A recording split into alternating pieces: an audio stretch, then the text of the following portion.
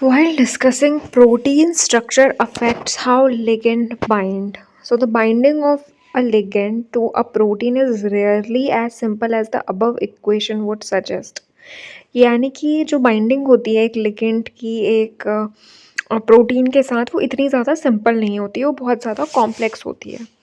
The interaction is greatly affected by protein structure. जो interaction होता है एक प्रोटीन का और एक लिगेंड का, वो ग्रेटली अफेक्ट होता है कि वो प्रोटीन का स्ट्रक्चर कैसा है.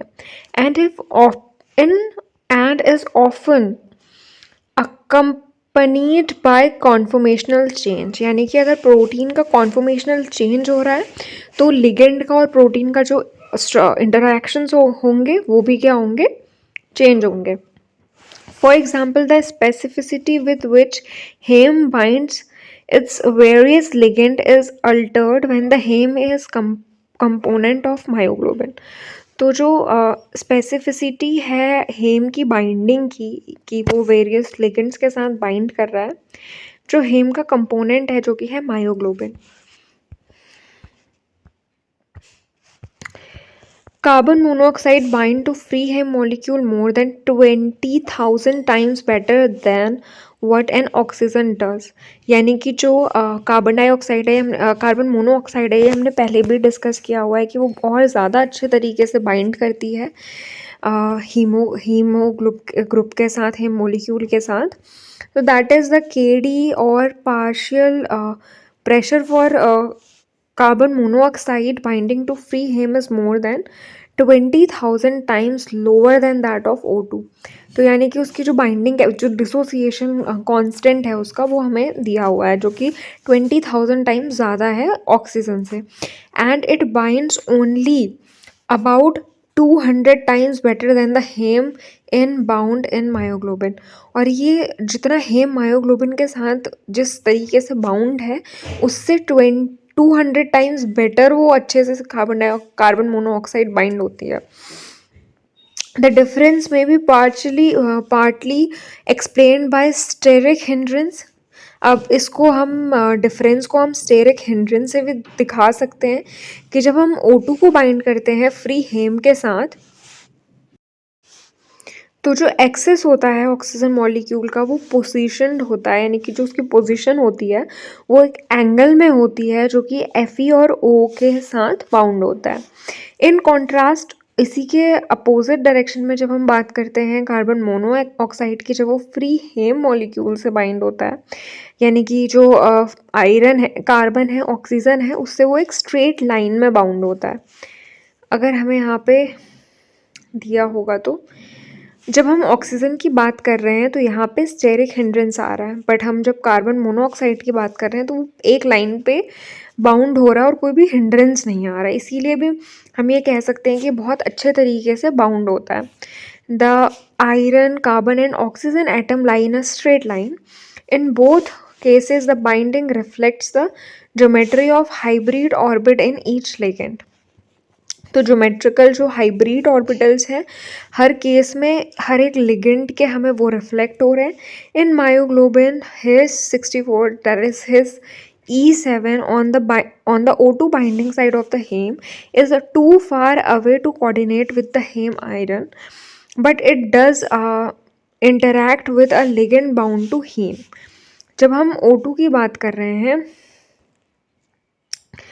तो ये जो इंटरैक्शन है ये ज़रा दूर पड़ रहा है, while in comparison to this ये पूरा का पूरा अच्छे से हो रहा है bound. The residual this residues called the distal his does not affect the binding of O2 but may preclude the linear binding of CO, providing one explanation for the um, diminished binding of CO to heme in myoglobin and hemoglobin.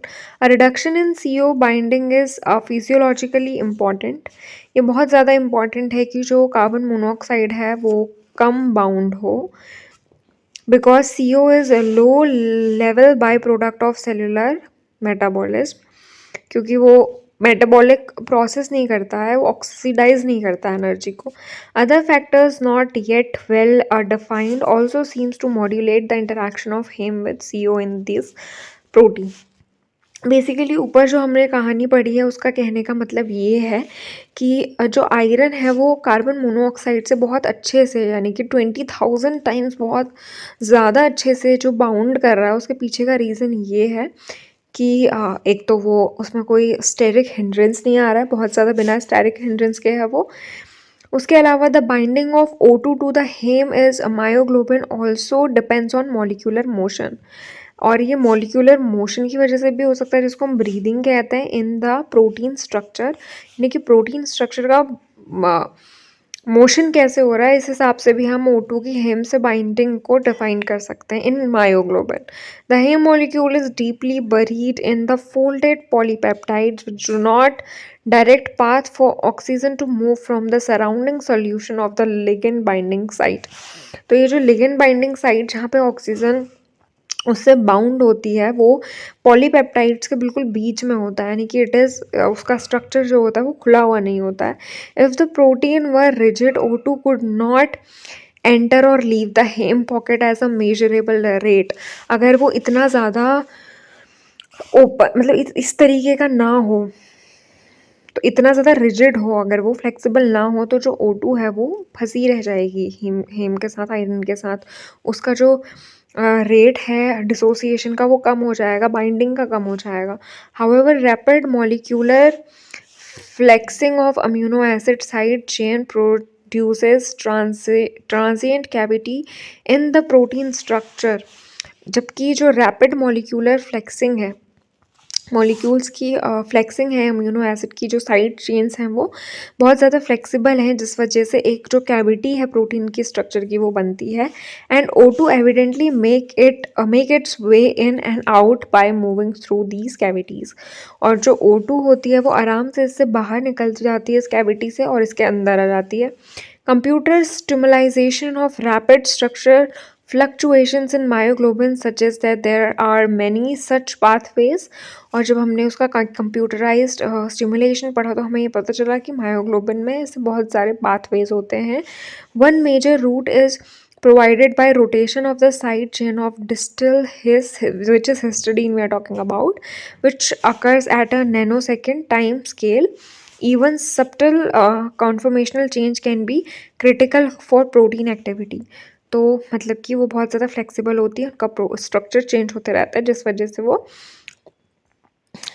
अब यहाँ पे हमको दी हुई है ये valine है और ये क्या है, हिस्टिडीन है. ये भी हिस 7-8 है. Then we have the next topic which is oxygen is transported in blood by haemoglobin. तो जो जितनी भी ऑक्सीजन होती है वो एक एनिमल की सेल में ट्रांसपोर्ट होती है हीमोग्लोबिन से.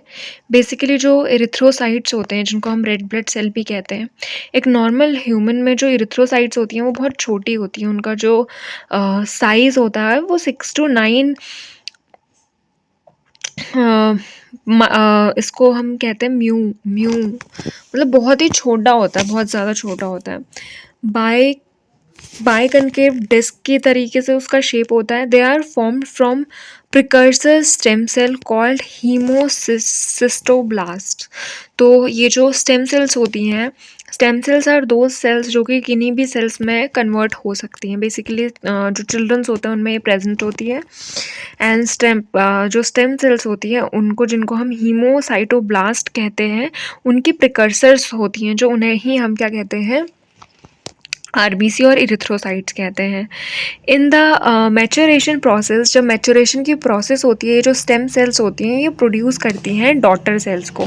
यानी कि ये स्टेम सेल्स प्रोड्यूस करती हैं डॉटर सेल्स को, जो कि लार्ज अमाउंट में, जिनमें लार्ज अमाउंट में हीमोग्लोबिन प्रेजेंट होता है. और इनका जो इनमें कोई भी और अदर ऑर्गेनल प्रेजेंट नहीं होता है, मतलब कोई भी न्यूक्लियस, ये बिना न्यूक्लियस की होती हैं. सबसे इंपॉर्टेंट मेजर क्वेश्चन है ये कि जो इरिथ्रोसाइट्स होती हैं उनमें किसी भी तरीके की कोई भी सेल ऑर्गेनेल प्रेजेंट नहीं होता, कोई न्यूक्लियस नहीं होता, माइटोकॉन्ड्रिया नहीं होता, इंडोप्लाज्मिक रेटिकुलम नहीं होता, कुछ भी नहीं होता, क्योंकि जो इरिथ्रोसाइट्स होती हैं उनको सिर्फ ऑक्सीजन कैरी करनी होती है। उनका मेन फंक्शन ही हीमोग्लोबिन को कैरी करना होता है।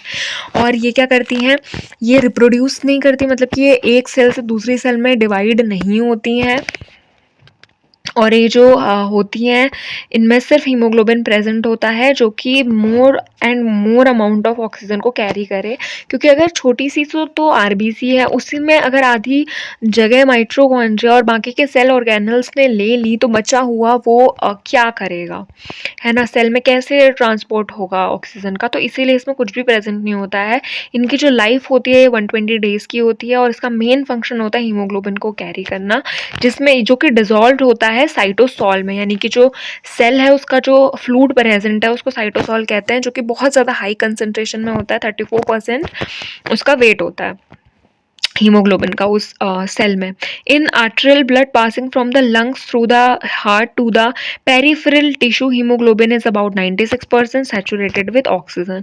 तो जो भी हमारे लंग्स से ब्लड आ रहा है ना, उसमें 96% जो हीमोग्लोबिन है वो फिल्ड विद ऑक्सीजन है। In the venous return to the heart, haemoglobin only about 64% saturated, यानी कि जो ब्लड डीऑक्सीजनेटेड है उसमें सिर्फ 64% जो होता है हीमोग्लोबिन होता है। दस 100 ml of blood passing through a tissue releases about 1/3 of oxygen it carry, यानी कि 6.5 ml ऑक्सीजन गैस या फिर 1/3 ऑक्सीजन वो कैरी करता है। Myoglobin, which is with its hyperbolic binding curve from oxygen, is relatively insensitive to small change in concentration of dissolved oxygen and so function well as oxygen storage protein. तो myoglobin का काम ये होता है कि वो एक ऑक्सीजन स्टोरेज प्रोटीन की तरीके से काम करता है। जो हीमोग्लोबिन है उसकी मल्टीपल सब यूनिट्स होती हैं जो कि O2 बाइंडिंग साइट्स भी हैं। ये बहुत अच्छे से ऑक्सीजन के ट्रांसपोर्टेशन में हेल्प करती हैं। As we shall see in interaction between the subunits of multimeric proteins, जो हमने इंटरेक्शन देखा है, जो 2 यूनिट है मल्टीमेरिक प्रोटीन की, उनमें वो हाईली सेंसिटिव होती हैं और छोटे भी स्मॉल चेंजेस जो होते हैं लिगेंड के, उनसे भी वो क्या हो जाती है, अफेक्ट हो जाती है। लेकिन मायोग्लोबिन में ऐसा नहीं होता। Interaction among the sub units in haemoglobin causes conformational changes that alter the affinity of protein for oxygen। तो हीमोग्लोबिन की कन्फॉर्मेशन में चेंज अगर होगा तो उसकी ऑक्सीजन बाइंडिंग एफिनिटी भी चेंज हो जाएगी। The modulation of oxygen binding allows the O2 transport protein to respond to change in oxygen demand by tissue. तो जो O2 का ट्रांसपोर्ट है, ट्रांसपोर्ट प्रोटीन है, वो क्या करता है, जो चेंज है, मतलब ऑक्सीजन का लेवल जो चेंज हो रहा है टिश्यूज़ में, उससे वो मॉड्यूलेट होता है। तो यहाँ पे हमारा ये टॉपिक कंप्लीट हो गया है।